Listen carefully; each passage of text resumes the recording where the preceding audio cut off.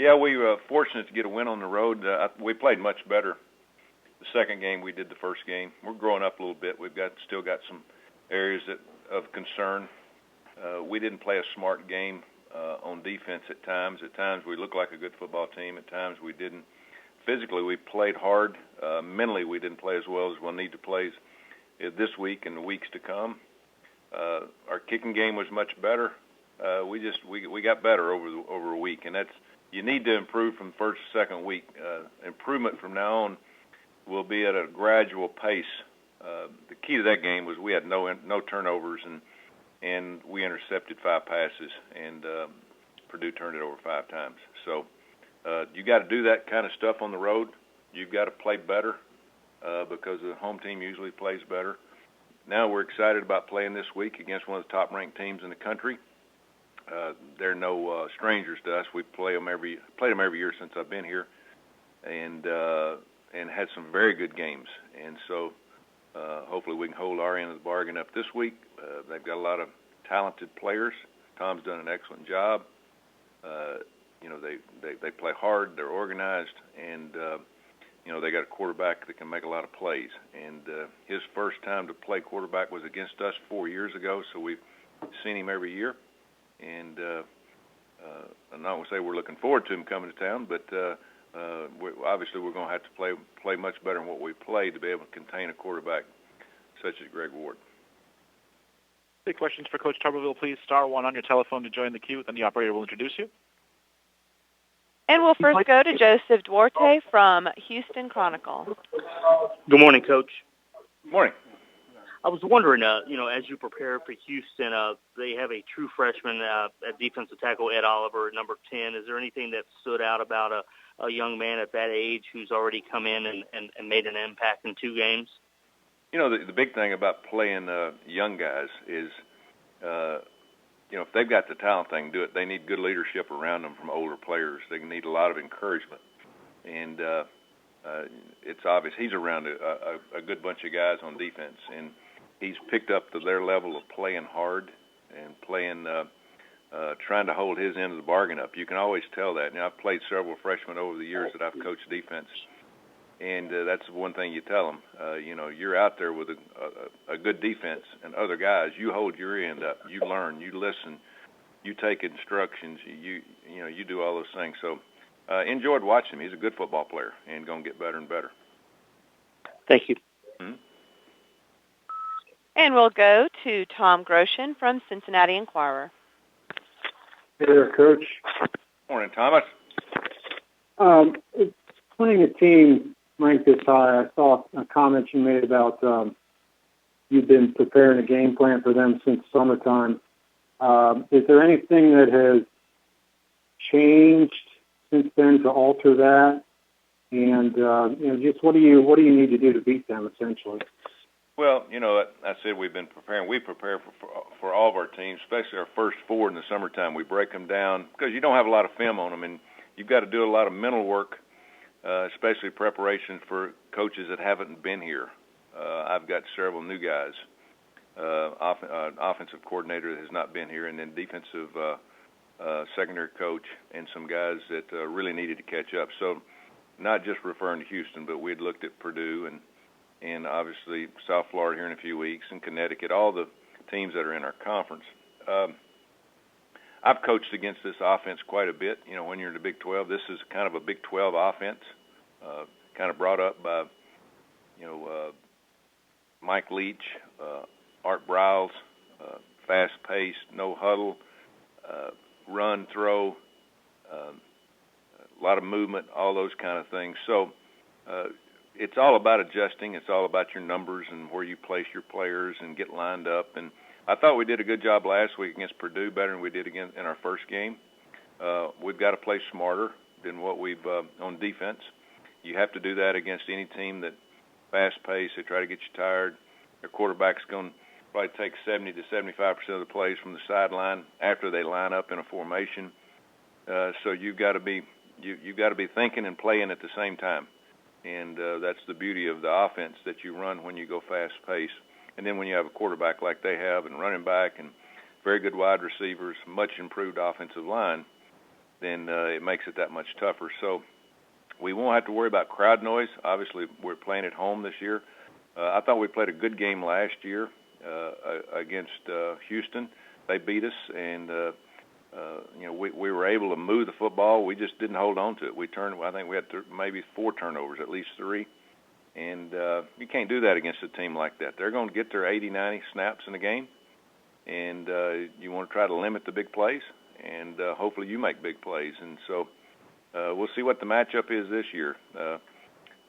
We won this game 2 years ago in Paul Brown against Greg, and a very, very similar offense before Tom got there. So a lot of carryover for a lot of our players. We've got several of our players that have been in this game. So it should be fun to watch. Should be a fun game. Thanks. And we'll go to David Ubben from Sports on Earth. Tommy, I'm not sure if you got to see the end of Oklahoma State and Central Michigan this weekend, but the rules obviously state, in the NCAA rulebook that once a game is final, it can't be overturned. In special cases like that, and maybe a handful of other games, would you like to see that be up for discussion, or maybe have a committee that could allow that to decide, or at least provide some avenue for after a game is done for coaches to be able to appeal that? I don't think we should go that far. I was on the rules committee when we implemented instant replay, and we thought that would correct all problems like that. Obviously, you can't control what the people up there are thinking. I think we make as many mistakes now with instant replay for some reason with the people in the box than we do on the field. And again, I was huge for instant replay, still am. I think it's great for our sport. I think it's most of the time we get it right. Unfortunately, here you had people in the box that didn't get the job done. I mean, it's basically their fault. Now, you can blame the people on the field. Things are going a lot faster for the officials on the field. I think they lean on the instant replay people a lot more than probably they should. But bottom line, this was just they dropped the ball big time. And unfortunately, Oklahoma State suffered this consequence. It'd be like having 12 men on the field and the instant replay guy not seeing it at the end of the game, or getting the 5th down like Colorado did. This can't happen. It can't happen. The people involved in this should not be allowed to do games anymore. I mean, that's until you do something like that, until you start holding people accountable and start putting people in situations that make mistakes and continue to do it and don't take it serious and study it, then they don't need to be doing it. And it really upsets me. I've been in college football a long time. These kids play hard. I'm proud for Central Michigan. What a play that was at the end. But on the other hand, you just feel bad about Oklahoma State, because those players, I know what they put into every game, and for somebody to drop the ball here in terms of, again, I don't blame the officials as much. You got to blame them a little bit, but the people in instant replay, there's no excuse for that, and they should be done. Any games that if there was a protocol for overturning games, any games that you'd want to submit that come to mind? I think maybe obviously you a national championship or a conference championship at the end of the year.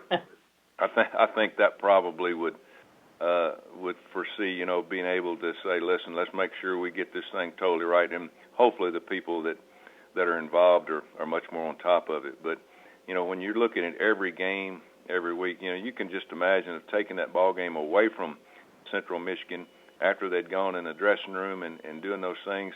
But again, I see Mike Gundy's point too on the other side. What a devastating deal that is to his football team to lose a game when somebody else cost them, and it wasn't a player, and it was somebody that should have been more on top of it. So there's really no answer for it. There's really not. It's just human error, and we've tried to get away from human error as much as possible. Unfortunately, you're still going to have it with people that are doing things that don't know what they're doing. So just unfortunate. It really is. Thanks, Tommy. Appreciate it. Thank you. Take one more for Coach Tuberville, please. And that question will come from Dan Tortora with WakeUpCallDT.com. Hi, Coach. How you doing today? Good morning. Just when you were going into some of the mental mistakes and mental blunders in a game that you had talked about in your intro, just what you can say about how to correct those in practice, knowing that the guys are going to go out there and, obviously the speed of the game is going to take away some things.